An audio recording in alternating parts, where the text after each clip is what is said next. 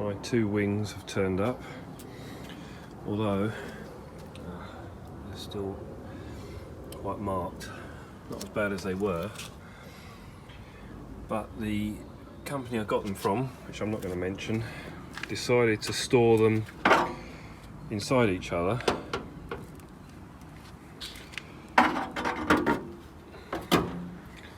And package them in a single layer box with no protection between the two, so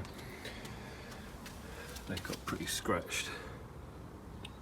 I have contacted them and they have given me a partial refund, which I'm happy about. I think some of this will come out with wet and dry. I'll show you the box in a minute, but yeah, not great. But I've ended up paying £70 for two wings, including postage. So, and it's certainly going to be a lot better. Certainly this one is going to be a lot better than the one that's on the car. But I decided to get the passenger one, sorry, the driver's one as well, because it's got a crease here on the car, and what it's done is it's pushed the bumper catch in as well, and so the bumper just doesn't sit right. And here's the box that the wings came in. A single layer envelope, basically. So yeah, really, I'm surprised they actually came in as good condition as they were. So I'm back in the Golf today. Obviously it's off the road now, and I want to remove a few things from it to put in the Jetta. So stereo, all this surround on here. Also want to get this out because the Jetta's got a ashtray, whereas this is just a nice tray with a 12-volt supply. And also going to take the steering wheel off because I want the controls, and also the cruise control stalk, because to fit cruise control on the Jetta all I need is this stalk, and then it just needs to be coded. So there was some other stuff, the R32 door trims that are on here, and the seats would also be going in the Jetta. But for now, the main thing is I just want to get these bits off, and obviously I want to get rid of the car, so I need to get those bits off and just put them in storage till I can fit them. There's lots of videos on how to take this off. Basically, this rubber mat, you take it off. There's two, I think, T20 Torx screws underneath. You take that off, prise it up from the back, and then you use some plastic trim tools to prise up from here. Pull that up. I think there's one or two more screws underneath this plastic cover as well. And then basically you can use a tool all around the edge here to take this off. And once you've done that, there's just 4 T20 Torx screws to take the radio out. So it's pretty simple. Not sure about that yet, but we'll see when I get to that. Okay, so first things first, take the rubber mat.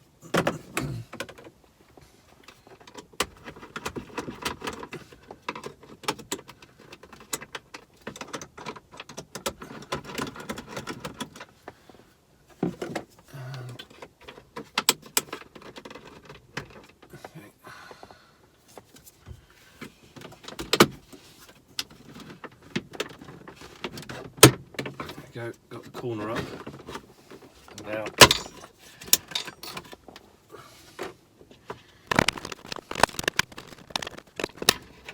okay, the screw wasn't quite undone. See the tabs on the front there, that's why you need to remove it from the back first. Now we've got, what have we got now? Seems a bit different to what I've seen before. Doesn't seem to be a screw in there anymore. So should be able to lever this up.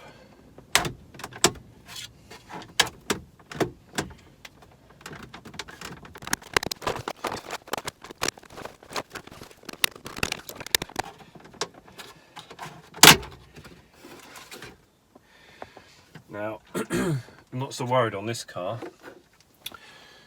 but if the battery's connected, when you disconnect the wire for the passenger airbag light, if you do that, then you're probably going to have the airbag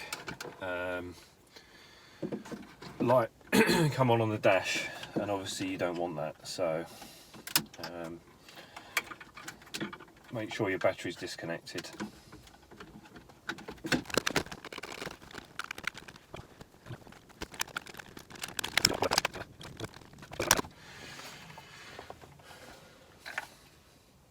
On some models they actually have T20 torques through there as well, and funnily enough this has actually got a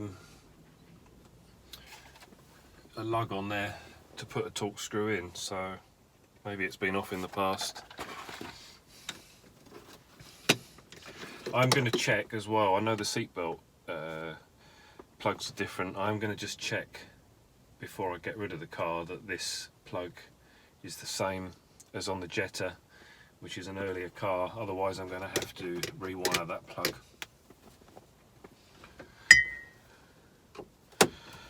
So next, 2 more T20 screws.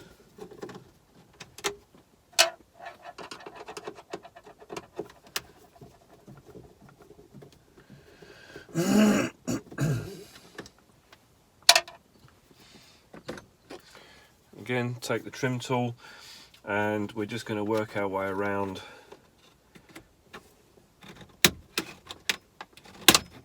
it. Should just unclip. Just do it carefully because it can be quite easy to snap.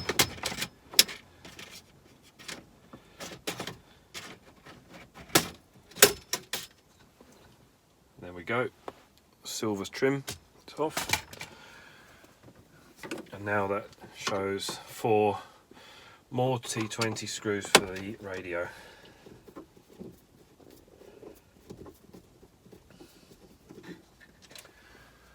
I'm not sure if I'm actually going to keep this radio in the Jetta or whether I'm going to put my double DIN in there. The main reason that I wanted this one initially is being a later model, it's Mk5, and also it's got the silver buttons which just look a bit nicer than the plain black in the Jetta.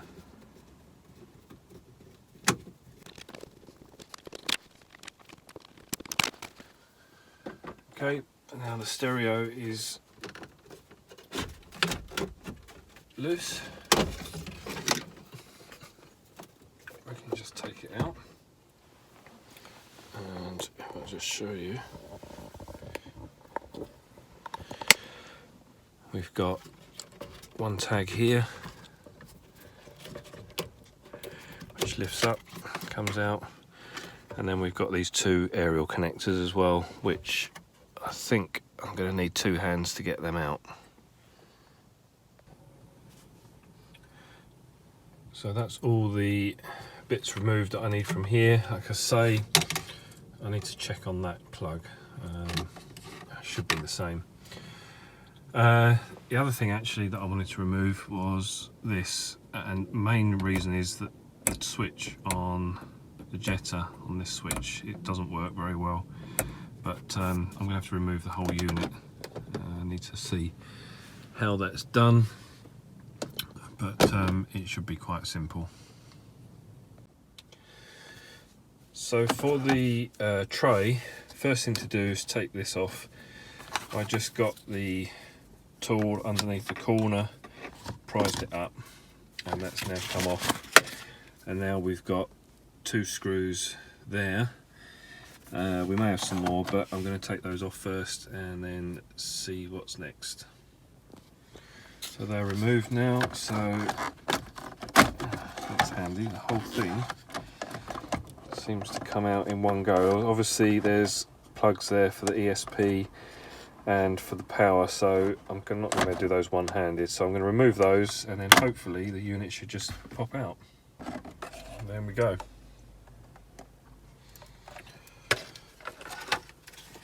Pretty easy. Obviously these are clean, but pretty easy to take out, and a pretty good upgrade for the other car that's still got an ashtray and a cigarette lighter in there.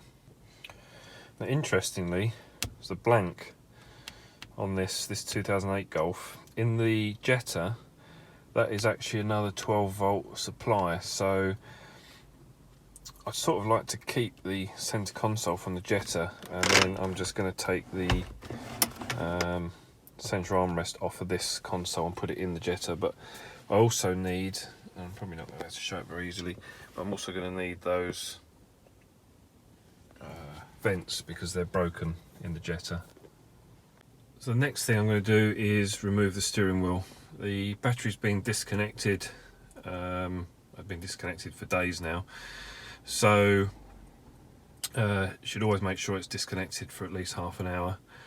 I haven't done one on a Mk5 Golf before, but I've done steering wheels on BMWs, Mk4 Golf, and they're pretty much all the same. So I'd imagine probably going to have to turn the steering wheel 90 degrees, and there'll be some lugs under there. There's going to be loads of videos online on how to do that, so I'm not going to show how that's done.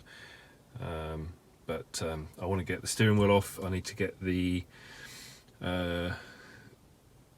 ring behind it off and the wiring loom. There's a couple of things I need for this, for getting the steering wheel controls and the cruise control to work on the other car. And there we go, 2 clips. You're basically just trying to lever on these clips to get them off of the tags there, and then we can remove this plug, and then the airbag unit can come off. One of the problems I've got is that to get rid of this car I need a steering wheel on it, so I'm going to have to take the steering wheel off the Jetta and put it on here and put this one on the Jetta. But obviously I don't want to plug this in, which is for the steering wheel controls, because if I don't think I can anyway, because I need the wiring loom for that, but if I plug it in on the Jetta and it's not coded, then I'm going to get all sorts of problems, and warning lights on the dash, and possibly even power steering won't work, because it's all linked with the steering wheel sensor, angle sensor and stuff. So I'm going to try it and see what happens. I have got a way of removing codes if I have to revert back to the old steering wheel, but need to get the battery off the Jetta now, leave that to stand for a while so I can swap them over, and fingers crossed I can put this in the Jetta without connecting anything else up and have it working until I get it all coded. The steering wheel's off. That was a multi-spline, I think it was a M12, and this clock spring's what I need from that steering wheel, because this is different to the one, or I believe is different to the one that's in the Jetta, so I need to have this off. So I need to take all this cowling off now, so that also I can get to the stalks, because I want to take those off of this, obviously, for the cruise control. So we're back in the Jetta now, and here's a few bits. Obviously, main bit I want to do is this steering wheel, and I've given it a good clean with all-purpose cleaner. And you can see it was shiny, now it's how it should be, nice matte colour. Difference is there, this one's got aluminium trim on the bottom, this one hasn't. Other bits, obviously this is the ashtray that I was talking about with the cigarette lighter, so I've got that unit from the Golf, and there's the 12-volt supply I was talking about, so probably want to keep this main unit, and then the stereo. So this has got the black trim, the black stereo. I'm going to replace that for the trim that's in the Golf. And then eventually I'm also going to replace the instrument panel. This has got the midline one, the Golf's got the Highline one, but I need to get that coded to get the mileage corrected to the correct mileage. And then this was the sticking switch. It's just not very nice. It's not working very well, so I'll whip this off and replace the switch in there. So that's the multi-function steering wheel back on. It's literally a 2-minute job. What I am going to have to do though is use the airbag, the original airbag from the Jetta, because the clock spring has a different fitting on this compared to the Golf because of the multi-function, but I don't want to have that connected yet because it will cause a load of errors. So at the moment it's just the physical steering wheel. None of these buttons are going to work. And just like that, steering wheel's on, cubby trays in, stereo. Oh, and I did the light, but switch works, but the later ones don't have a bulb in the middle there, so I'm going to have to modify that because it'd be better to have the full lighting. So I think that's it for this video. Some more mods in the next one. So one of the jobs I need to do on the Jetta is that this door doesn't lock. So with the car locked, this door doesn't lock at all. So I'm going to take door lock out of the Golf, and it's pretty simple. There's videos online, so I'm not going to show you step by step, but take this panel off. That gives you access to take this little thing out here and then slide the door handle out. Then there's bolts all around the door, inside the door as well, to take the door skin off. And then once the outer door skin's off, you can get to the lock.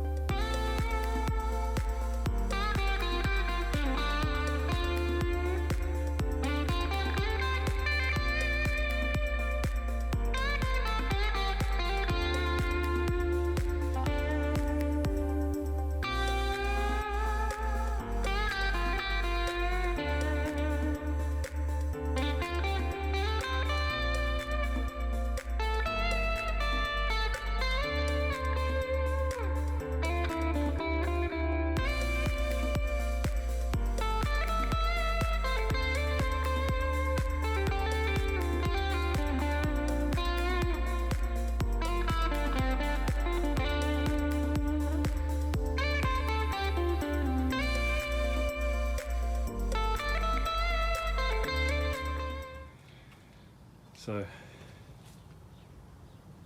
door skin off, and this is the door lock we need. So this will obviously come off, and then we just need to undo these 2 bolts, and then this whole unit will come off and we can put it in the other car.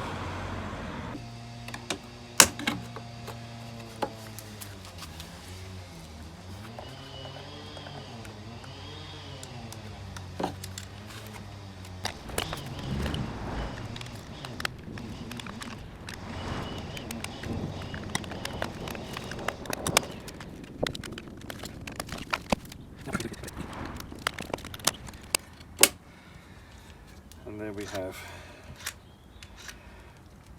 a hopefully working lock. It worked when it was on here, so. And now, just got to do that all over again on the other car.